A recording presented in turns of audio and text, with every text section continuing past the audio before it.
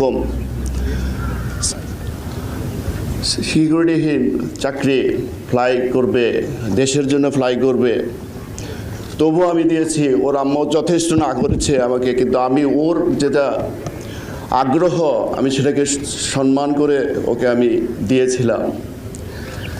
আমি কখনো ভাবিনি আমার ছেলে আমাকে রেখে, ওর আম্মুকে রেখে এই দুনিয়ার থেকে বিদায় নেবে। সবচেয়ে বড় ট্র্যাজেডি আমার, ওর দুটো ছোট ছেলে এবং একটা মেয়ে আমার কাছে রেখে যাচ্ছে।